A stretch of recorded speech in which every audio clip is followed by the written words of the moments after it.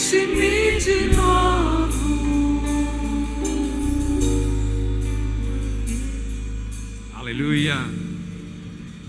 Pode tomar seus lugares, por favor.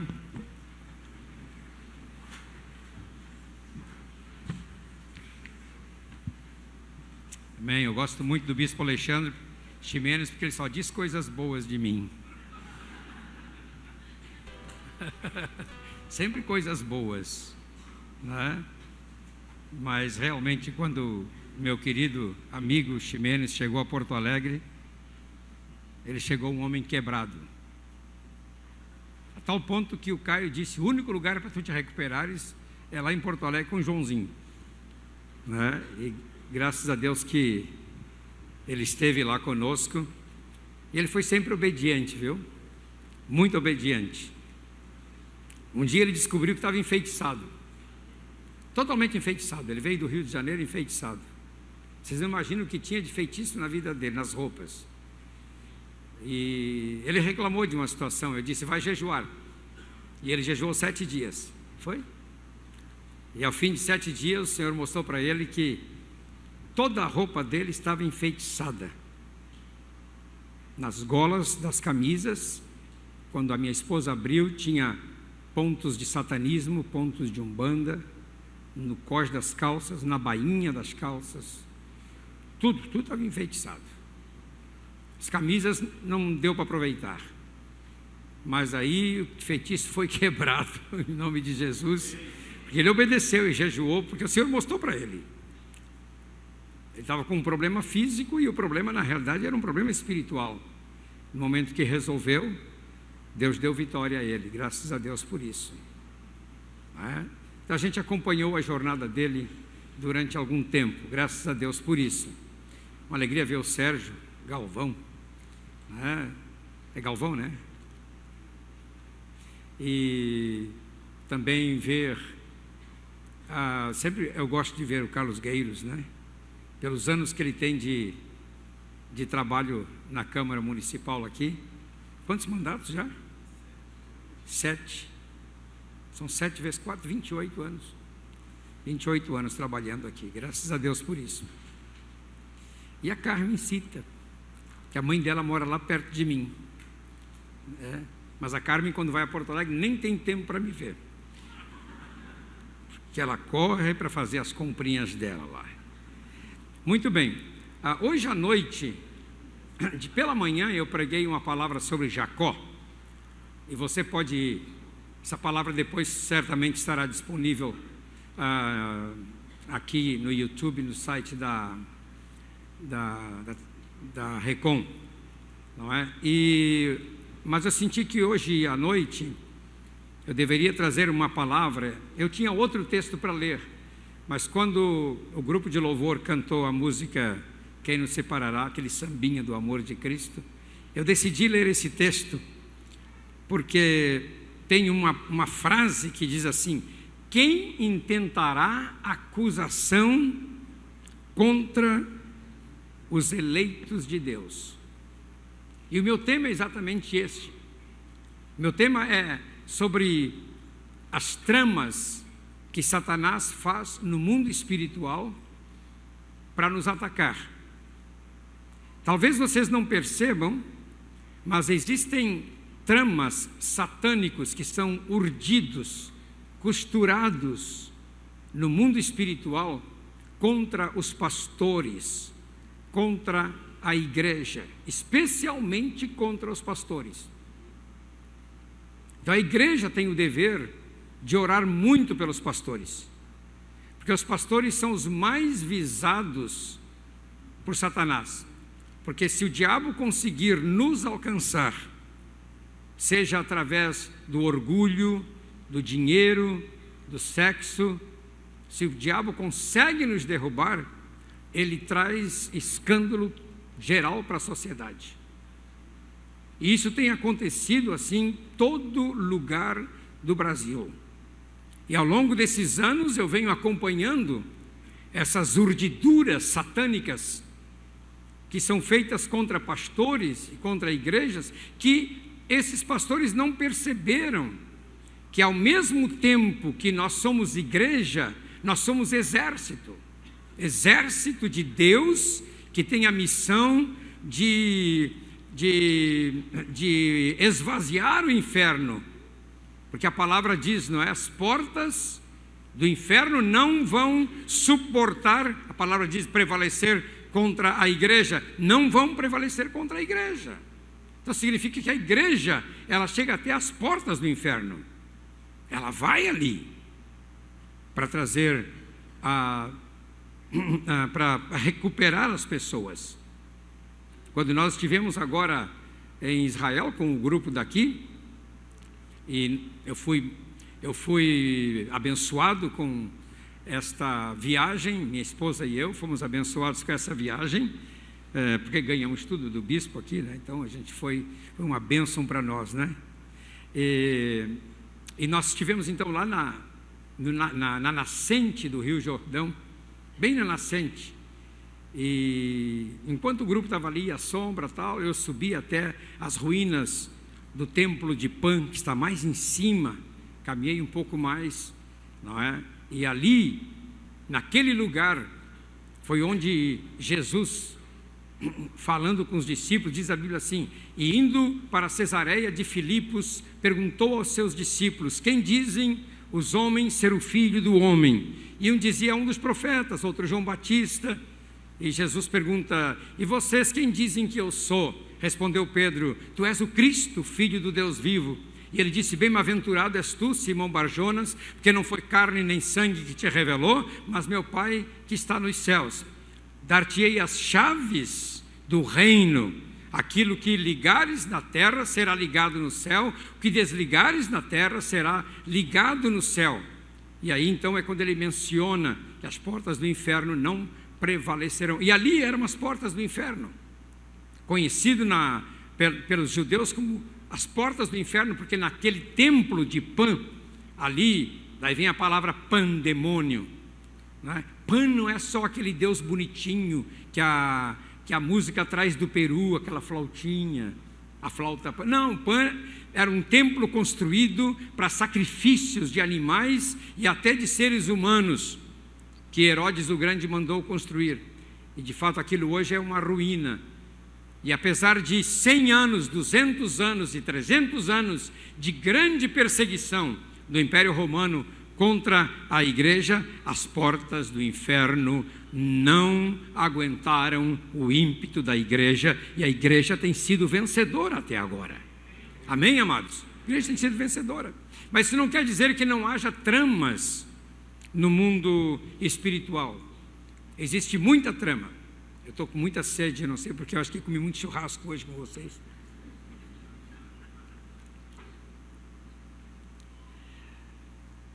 O John Milton, eu mencionei isso na conferência aqui, John Milton, que escreveu O Paraíso Perdido, lá pelo ano 1600, é um dos 5 poemas épicos da humanidade, ao lado de Lusíadas, de Camões, de Eneida, de Virgílio, e ele é considerado um clássico. E John Milton, quando descreve a queda de Satanás, ele, no primeiro canto, ele faz uma descrição muito interessante, que como todo canto épico, eles começam de trás para frente, e ele começa então já com a queda de Satanás, para depois escrever a luta que teve no céu. E ele, quando descreve a queda de Satanás, ele começa ele se acorda, ele se desperta no fundo do orco, que é como ele chama, o fundo do inferno, que não é a palavra, não é inferno, o João Milton usa a palavra orco, né? Que é umas trevas. E aí então João Milton, o Satanás se acorda, e ao lado dele estão todos os 13 príncipes também, que levaram um tombo tão grande que estão adormecidos. Primeiro a se acordar depois de Satanás é Moloque, que logo lhe oferece um templo para sacrifícios. Depois se acorda Camus, depois se acorda Mamon. Mamon já quer lhe erguer um templo, mas eles estão na escuridão, e eles fazem uma reunião no fundo do abismo para decidir se devem voltar até o céu, para continuar a luta contra Deus. e todos concordam que devem voltar ao céu. Mas um demônio chamado Belial, e de Belial o autor diz: Belial, a quem não se constrói templos nem altares, porque ele se alimenta de todos os altares e a todos os templos frequenta. Belial, diz ele, o pior dos demônios. E Belial então diz: não nos é vantajoso voltar ao empírio, ao céu. Mas eu soube que o Altíssimo estava planejando uma nova criação, com seres iguais a ele, num planeta chamado Terra. Vamos tratar de alcançar esse lugar e impedir todo o plano do Altíssimo. E aí ele aconselha Satanás a sair do inferno. Aí tem toda a história de como Satanás chega no jardim do Éden e se transforma numa serpente. Então existem movimentos imperceptíveis no mundo espiritual. E eu vou citar dois apenas aqui. Por exemplo, quando Israel vinha do Egito, esse episódio está em Números capítulo 22, Israel vinha do Egito, ele tinha que passar pela terra de Moabe, e o rei dos Moabitas, então, ficou em grande desespero, diz a Bíblia, ele andava angustiado por causa dos filhos de Israel, em Números 22, versículo 3, e aí ele diz assim: agora lamberá esta multidão tudo quanto houver ao redor de nós, como o boi lambe a erva do campo.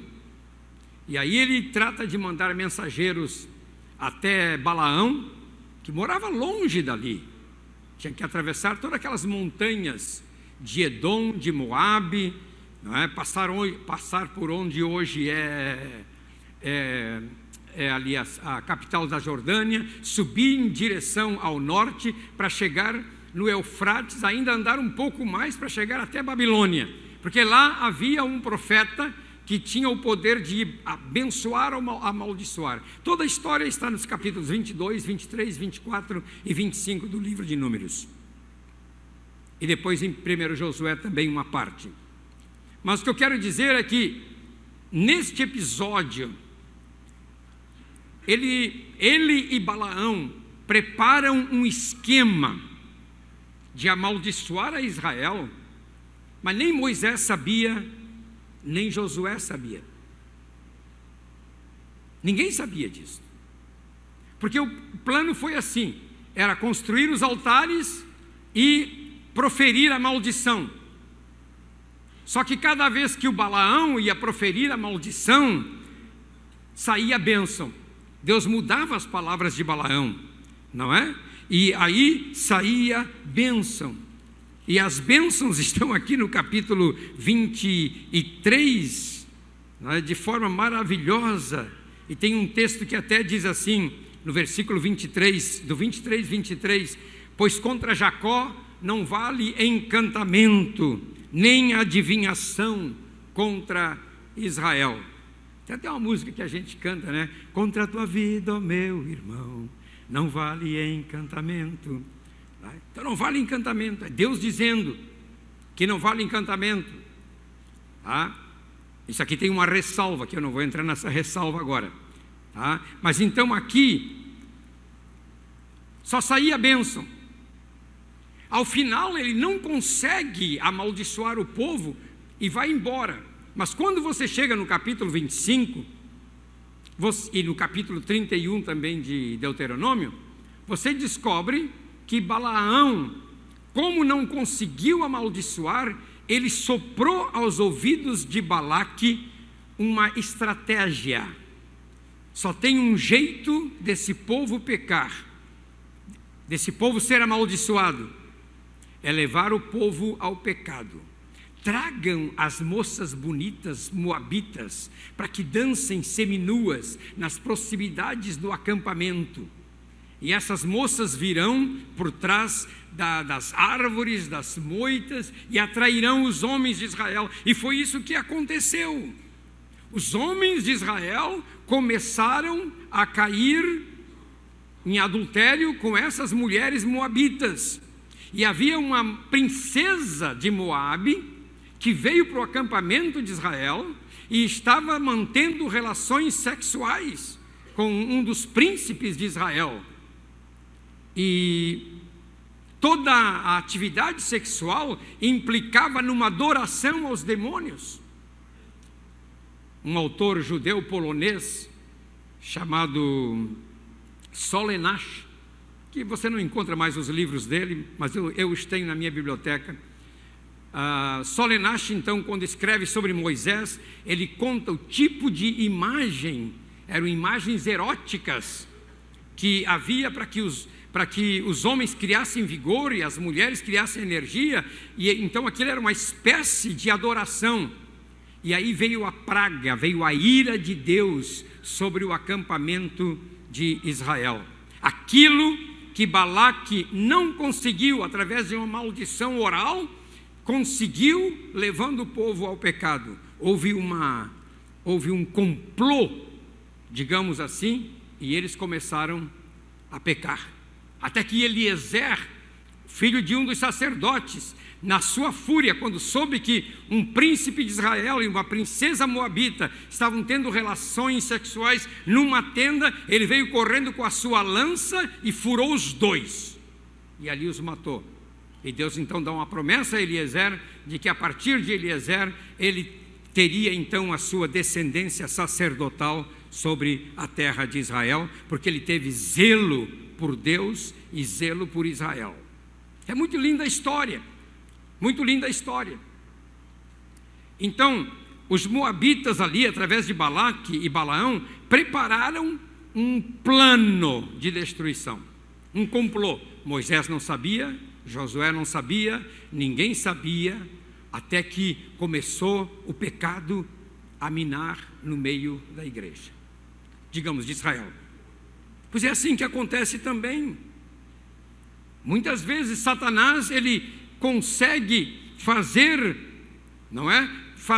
No seu conselho satânico, ele pega os seus príncipes e ele pode dizer: bem, a igreja da reconciliação está crescendo muito, vamos tratar de dar um jeito de nos infiltrar lá e trazer pecado e trazer destruição.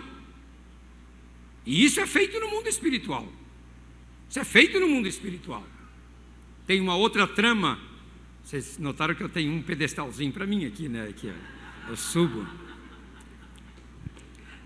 Tem uma outra trama que foi feita contra Israel nos dias do rei Assuero, em que Esther é então eleita rainha. Ali foi uma trama também violenta. Os judeus não sabiam, havia judeus espalhados pelo mundo inteiro. E o que aconteceu ali é que havia um descendente de Amaleque, um agagita, descendente do rei Agag, aquele rei Agag que Saul não quis matar em 1 Samuel 15.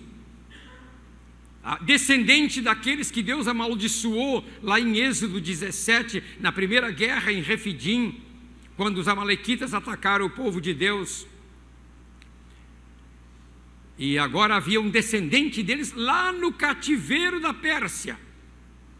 E um homem só, chamado Amã, resolveu convencer o rei a fazer um projeto para no dia tal, dali a 11 meses, que em todas as 127 províncias, que iam desde a Grécia até a Índia, todos os judeus fossem mortos num só dia. Havia só um homem, judeu, Mordecai ou Mardoqueu, que estava à porta do palácio, que sabia de tudo, que ficou sabendo do plano. E aí ele manda bilhetinho para sua sobrinha, que é Esther, para que Esther intercedesse. E aí vocês conhecem toda a linda história de Esther, que eu não vou contar aqui agora. Mas houve um plano oculto de destruição. Até hoje existem planos de destruição para destruir a nação de Israel. E o pior, hoje os planos ocultos são feitos a partir da Organização das Nações Unidas para destruir a igreja e para implantar um sistema de controle mundial. Esses planos existem. Então, os planos são urdidos por Satanás contra a igreja. Na década dos anos 60, 70, havia um dos maiores seminários teológicos em São José, na Costa Rica. Eu me lembro que a minha geração, eu era jovenzinho, não é? Os pastores da Assembleia de Deus, que não tinham curso teológico, porque não havia seminários. O primeiro começou em 58, em Pindamonhangaba, que foi onde eu estive. Eu estudei lá no ano 64. Então, esse seminário em São José, na Califórnia, era um seminário que era feito por correspondência. Por correspondência. E esse seminário tinha uma influência muito grande em toda a América Latina, pois os satanistas conseguiram introduzir lá dentro uma secretária satanista que conseguiu derrubar, através da vida sexual, o diretor do seminário. E o seminário sofreu um estrago tremendo e por fim fechou. Por fim fechou. Porque existem esses planos, essas urdidas satânicas. Então nós, os pastores, temos que estar muito atentos. Nós somos homens que temos que estar com o nosso radar ligado nas coisas espirituais, para perceber quando o diabo está fazendo um ataque. Estou sendo muito pesado para vocês? Então espere um pouco mais, só para vocês verem.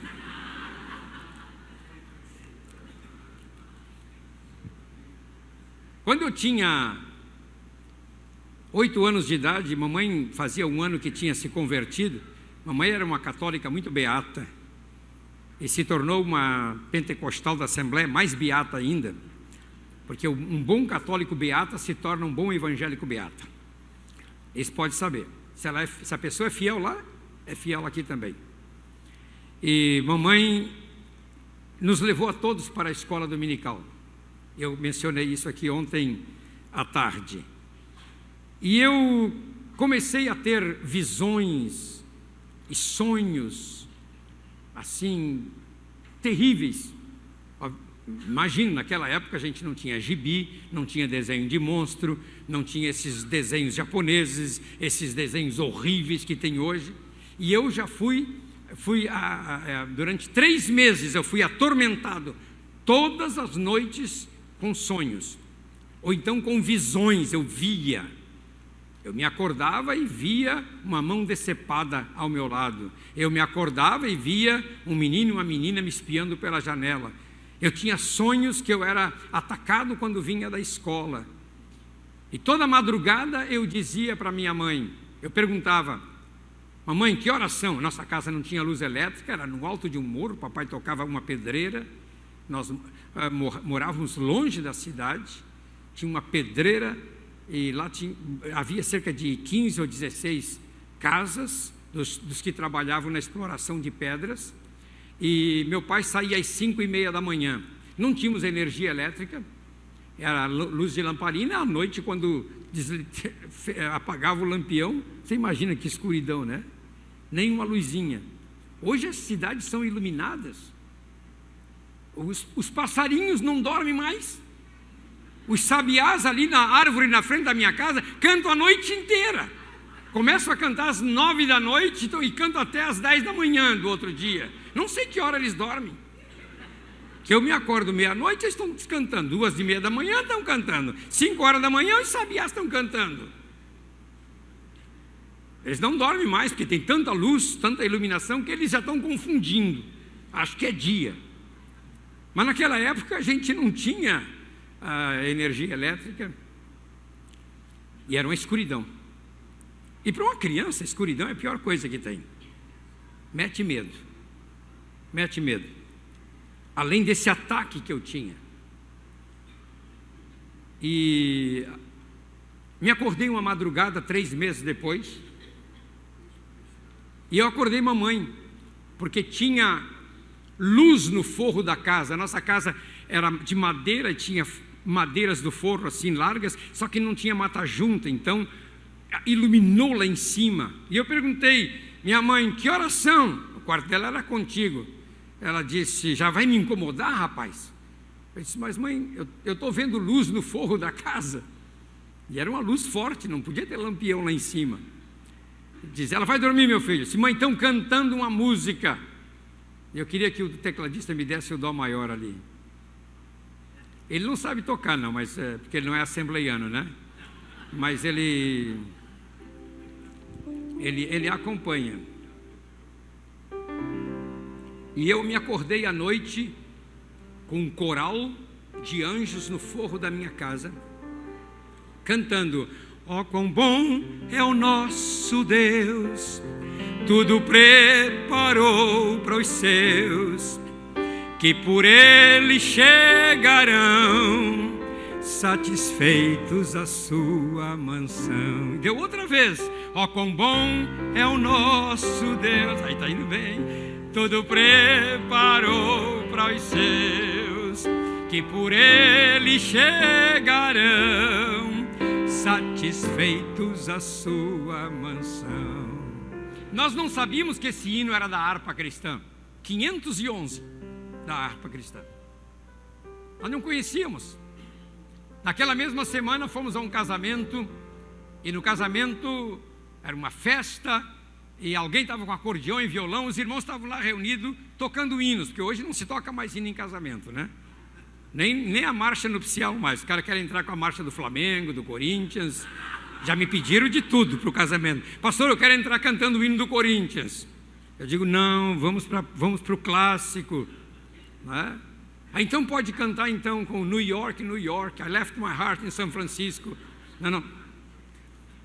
As pessoas hoje, mesmo da igreja, entende? A festa rola solta, mas os irmãos daquela época tocavam hinos. E eu descobri que eles estavam tocando o hino que eu tinha visto na minha visão. E corri para minha mãe, falei, minha mãe veio, descobrimos que era o 511 da harpa cristã. E a primeira estrofe diz assim: glorioso Deus, que estás nos céus, conselheiro és, contra o revés, se aqui trevas há, e havia trevas ali, me iluminará na tribulação, nele os crentes firmados estão. E aí vem o coro. Aí fomos conhecer esse cântico. Obrigado, queridão, não vou cantar mais agora, tá? Depois. Parabéns, você acertou direitinho. Você tem ouvido de assembleiano, isso é muito bom, tá? E ali eu fui liberto, gente. Ali houve uma libertação da minha vida. Então, desde pequeno eu já tive contato com essa questão. E um dia eu perguntei, mamãe, por que essas coisas aconteceram para mim? Diz ela, porque quando tu tinhas 4 anos de idade, eu não era crente, ela disse, e eu te levei num centro espírita, porque tu não comias nada, e lá disseram que era um preto velho que trancava a tua garganta. Aí eu te levei lá num preto velho no meio da mata para ele destrancar a tua garganta, mas o desgraçado não destrancou. Só um bom médico que conseguiu fazer isso. É uma trama no mundo espiritual. Eu me recordo que eu sofri uma desses tramas ocultos. Alguns anos atrás, eu resolvi fazer um jejum parcial, chamado, que a gente chama de jejum de Daniel, né? Comer só frutas e verduras. E eu queria fazer só 21 dias. Não queria comer massas alguma, pão, carne, nem peixe, só verduras e frutas. E a coisa estava tão boa que depois de 21 dias eu prolonguei por mais 7 dias. 28 dias. Não é? gostoso aquilo, mas eu estava sentindo saudade do meu churrasquinho. Mas depois eu parei então com aquilo. 30 dias depois, eu comecei com uma febre, assim muito baixinha.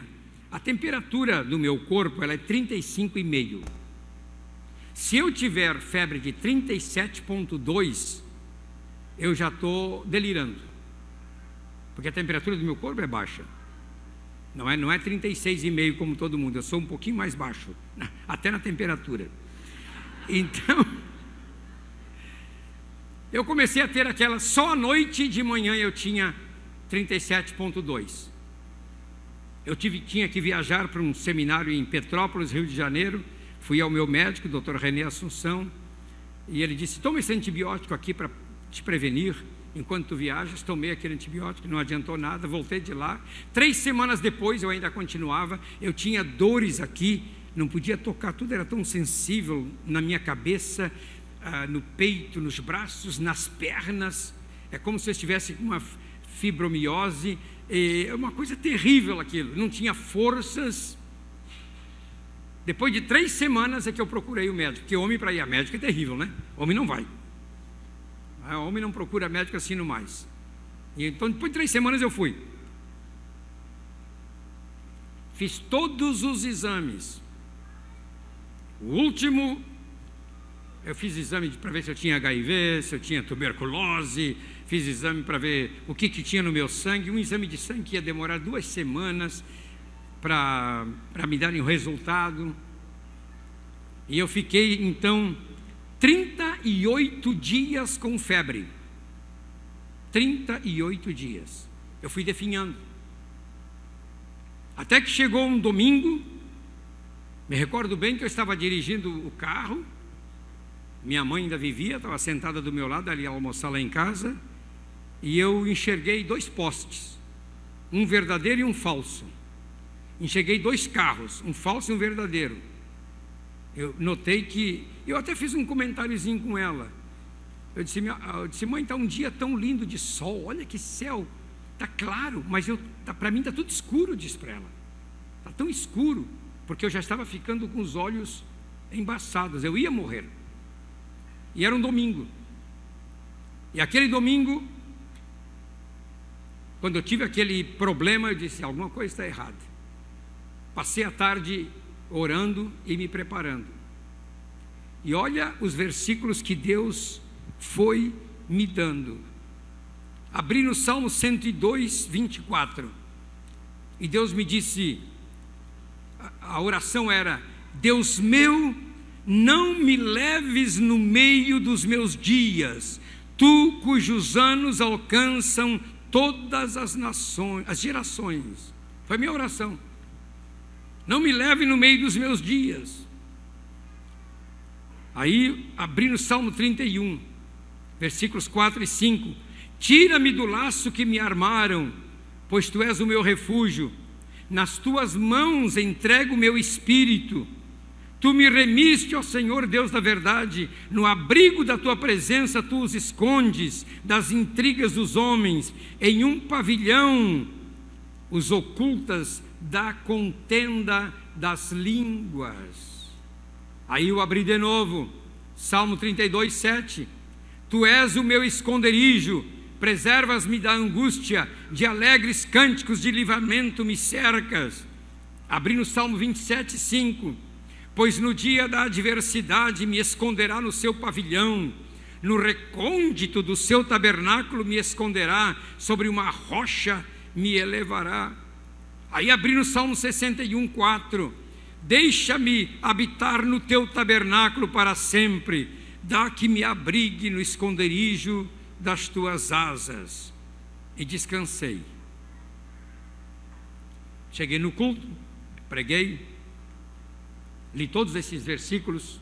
Tinha uma velhinha sentada bem na frente, ela interpretou que eu já ia morrer mesmo, chorava. Pastor, nosso pastor vai morrer, vai mesmo. Mas tinha uma irmã que depois do culto, com muito temor, veio falar comigo. Disse, pastor João, eu andava muito intrigada com essa sua febre que não cessa. Então, eu orei à noite. E Deus me mostrou um ambiente que tinha uma mesa com uma toalha branca. Sobre essa mesa tinha 3 velas, uma vela preta, uma vermelha e uma amarela, queimando, e debaixo dessas velas uma carta. E eu entendi que era uma carta pedindo a tua vida, diz ela. E eu perguntei: Senhor, o que é isso? E o Senhor me disse: é o Joãozinho, se não interceder por ele, ele morre. Bom, Deus me deu a revelação. Ela ficou muito nervosa, disse: não, está tranquilo, tranquilo. Aquela noite fui para casa, disse para minha esposa: não vou tomar remédio da febre hoje. Hoje eu vou dormir. Peguei o Salmo 3, deito-me em paz, e em paz me levantarei. Deito-me e durmo, porque tu, Senhor, és o meu socorro. Pronto, não tomei nada. Eu achei que durante a noite eu me apagaria. Para minha surpresa, no outro dia pela manhã, eu me acordei, parecia que eu tinha tomado assim 10 litros de Gatorade, tudo que é energético que os jovens usam nas academias. Eu estava assim com um vigor, não tinha dor nenhuma pelo corpo, me levantei pulando da cama, saltando, porque eu tenho que pular da cama, minha cama é muito alta. E eu pulei da cama, né, e realmente eu estava curado. Eu disse para minha esposa: bem, eu estou curado. Naquele dia eu fiz uma mudança, que eu tinha de 4.000 livros, eu alugava um apartamento ali em Porto Alegre, perto do Hospital Conceição, só para a minha biblioteca, que era muito grande. Um apartamento tinha um quarto. Aquele apartamento só era a minha biblioteca, porque eu não tinha lugar lá em casa. Meu apartamentozinho era pequeno. E eu resolvi fazer a mudança e tirar tudo de lá. Descia 4 andares pela escada, porque não tinha elevador, com caixa nas costas, subindo, descendo, cheio de energia. Eu não sei o que houve no mundo espiritual, mas a trama foi anulada. A trama foi anulada, porque o Senhor ouviu a nossa oração. Existem tramas muitas vezes, e aquela noite, quando eu estava pregando, eu li o Salmo 23, versículo 4, agora você já está no teclado, né? E o Salmo 23, versículo 4, tem uma única frase que diz assim: porque tu estás comigo.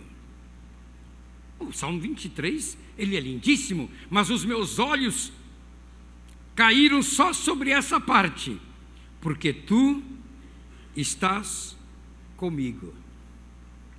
E eu comecei a cantar uma música: porque tu estás comigo. Vê se tu acha o tom aí, mais ou menos isso aí. Praga alguma me alcançará, porque tu estás comigo. Eu não temerei, porque tu estás comigo. É esse mesmo tom, mas eu estou sem voz. Mal nenhum me virá. Aquele que está com Cristo, aquele que está com Cristo, aquele que está com Cristo viverá. Aquele que está com Cristo, aquele que está com Cristo, aquele que está com Cristo viverá, viverá. Essa frase ficou em mim: porque tu estás comigo. Você pode dizer isso essa noite? Porque o Salmo 23 é assim: porque tu estás comigo. Gente, quando nós estamos em Cristo, Cristo está em nós. Por isso que o texto de Romanos que nós lemos aqui como leitura inicial, quem? Como é que é o nome ali? Quem nos separará do amor de Cristo? Quem nos separará do amor de Cristo? E aí vem uma série de situações dizendo: será que a morte pode separar? Será que isso pode separar? Nada pode separar. Porque se você está em Cristo e Cristo está em você, toda a trama oculta, ela é desfeita sem sequer você saber. Você nem sabe quanta trama oculta o diabo tem feito contra a sua vida e você nem tomou conhecimento, porque você anda em santidade com Cristo. Quantos laços do diabo contra a sua vida. Certa ocasião eu estava jogando uma partida de futebol numa quadra da Igreja Batista. Eu ainda jogo futebol, tenho 71 anos. Às segunda de noite eu faço de conta que eu jogo. E aí então, ele era goleiro nosso. Chimenes era o nosso goleiro. Mas eu estava numa partida de futebol, era com o pessoal da Jocum, e havia um americano na Jocum, um americano desses bem alto. E quando o goleiro tirou a bola para mim, eu fui cabecear, mas sou baixinho, né? E o americano fez uma cama de gato e eu voei. E caí. E fiquei desacordado. Tem um corte no supercílio. Fiquei igual um zumbi. Me tiraram da quadra. Perguntaram: Pastor João, quantos dedos tem aqui? Eu disse: 4. Já está brincando com a gente, então tá bom. Só que alguém viu que eu não reagia. Fiquei sentado ali no banco dos reservas com o sangue correndo. Não estou nem ligando. Alguém desconfiou daquilo.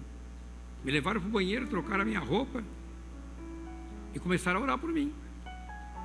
Eu ouvia de longe uma vozinha orando por mim. Era o pastor Daniel Reis, da Primeira Igreja Batista de Porto Alegre. Eu ouvi de longe a oração dele: Senhor, traz de volta o teu filho.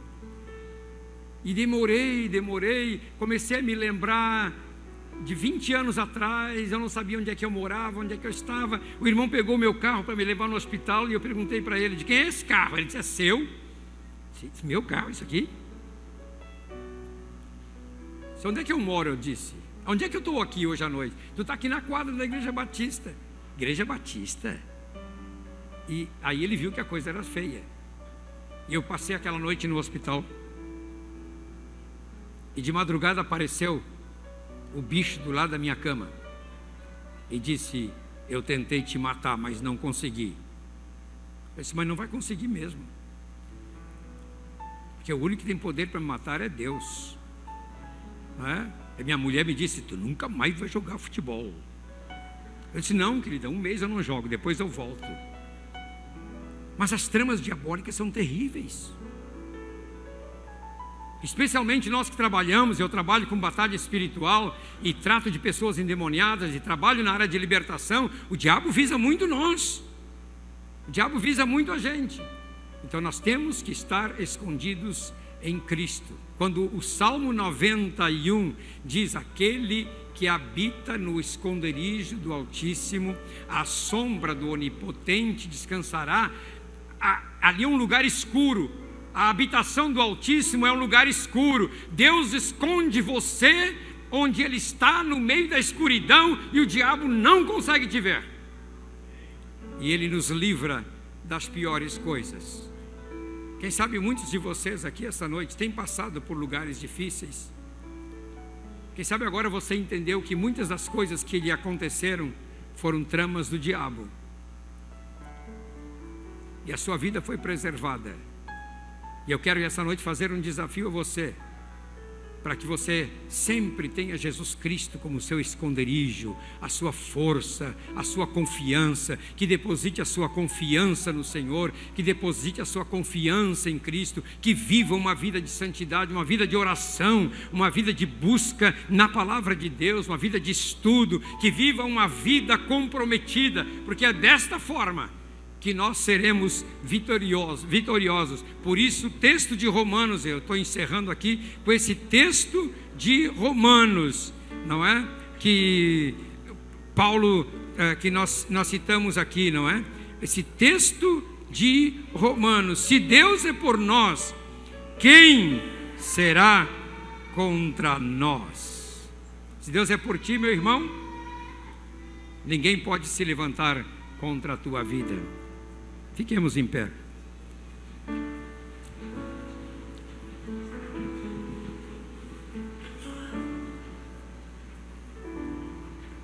Senhor, eu quero pedir que essa tua palavra, essa noite, cale profundamente no coração de cada um dos meus irmãos e irmãs. Coloca no coração de cada irmão e irmã a certeza de que eles estão seguros nas tuas mãos, de que eles estão protegidos nas tuas mãos. Não importa se vem a doença, não importa se vem a luta, não importa se vem a tribulação, mas nem a tribulação, nem a luta, nem a profundidade, nem a altura, nem a largura, nada pode nos separar de Ti, Senhor. E coloca essa confiança no coração dos meus irmãos e concede-lhes a vitória, em nome de Jesus. Amém. Amém.